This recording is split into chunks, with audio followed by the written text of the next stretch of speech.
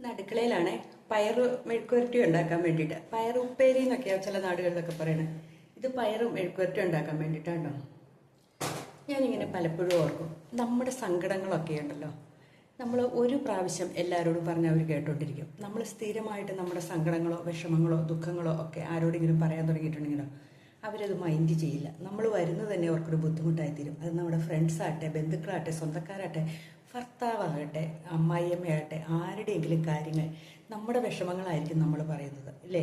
നമുക്കത് പറഞ്ഞാൽ കേൾക്കുന്ന ആൾക്കാർ അപൂർവം പേരേ കാണുള്ളൂ. അതൊന്ന് കേട്ടോണ്ടിരിക്കുക, നമുക്കൊരു മനസ്സമാധാനം തരിക.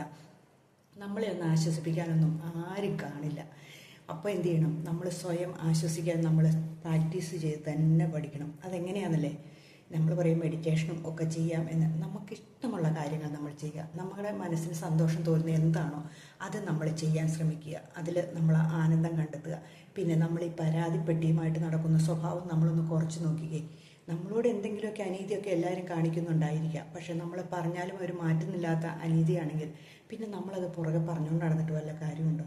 നമ്മൾ അതിൽ നിന്ന് എസ്കേപ്പ് ചെയ്യാൻ തന്നെ ശ്രമിക്കേണ്ടത്, അല്ലാണ്ട് ഒരു പ്രയോജനമില്ല. അല്ലെങ്കിൽ നമ്മൾ അതിനോടങ്ങ് കൂടുക, ഇതേ ഉള്ളൂ മാർഗം. ഒന്നെങ്കിൽ നമ്മൾ രക്ഷപ്പെടുക, അല്ലെങ്കിൽ അതുമായിട്ട് നമ്മളങ്ങ് സഹകരിച്ച് പോവുക. നമുക്ക് നമ്മുടെ ജീവിതമുണ്ടെന്ന് നമ്മൾ മനസ്സിലാക്കുക. അതിന് വേണ്ടിയിട്ട് നമ്മൾ പ്രവർത്തിക്കുക, കേട്ടോ. അപ്പം അല്ലാതെ പരാതിപ്പെട്ടിയുമായിട്ട് പറഞ്ഞിട്ടുണ്ടെങ്കിൽ ആരും കേൾക്കുകയൊന്നുമില്ലാന്നേ. നിങ്ങളൊന്ന് ചിന്തിച്ചാൽ മതി. നമ്മളെ ഒന്നും കേൾക്കാനൊന്നും ആരുമില്ല. നമ്മളിങ്ങനെ പറഞ്ഞുകൊണ്ടിരിക്കാമെന്ന് മാത്രമേ ഉള്ളൂ. അപ്പം അതിനൊരു പരിഹാരം ഇതൊക്കെയേ ഉള്ളൂ.